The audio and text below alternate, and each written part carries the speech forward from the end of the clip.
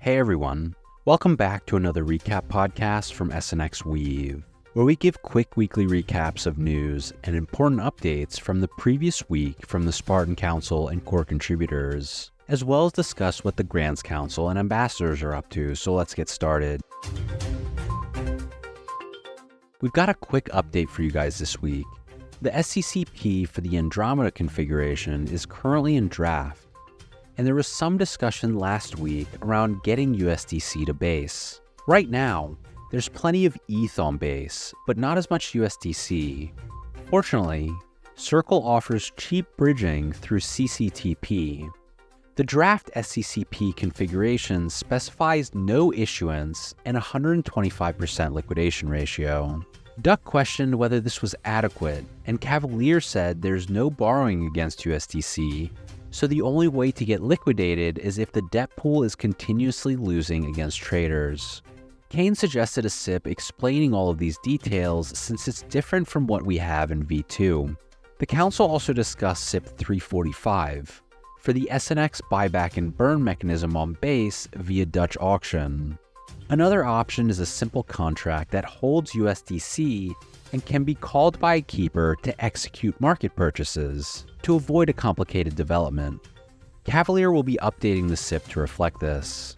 Millie added that a Dutch auction would bring SNX liquidity to base, whereas a contract to market buy SNX may not, without any other incentives for SNX to be on base to begin with.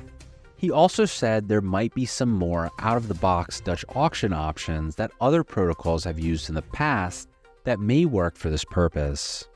Matt chimed in saying the aerodrome received from the Velodrome airdrop will be used to direct emissions to a base pool, so there should be enough liquidity to accommodate what will be relatively small buys.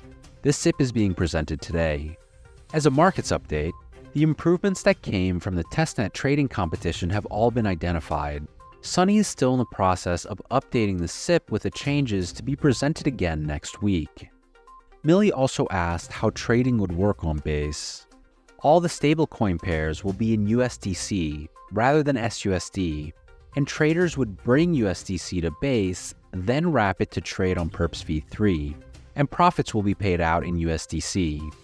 In Grants Council updates, CT has arranged a briefing session for a grant application that proposes a Treasury transaction blocking governance module.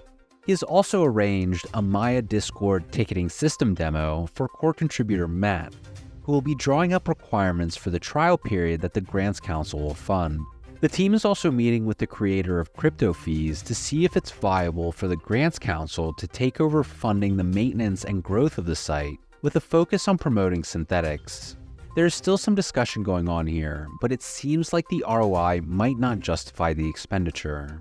Lastly, don't forget to check out Notify, the Grants Council's newest sponsorship that allows you to receive instant alerts about your staking positions, protocol updates, and other essential reminders. And if you participated in the testnet trading competition and made it on the leaderboard, the Grants Council is processing the NFT winners now. And that's it for today's updates. Be sure to check out our weekly recap blog post, share this podcast link, and let us know what you think and what you'd like to hear more about from SNXweave. Thanks for listening.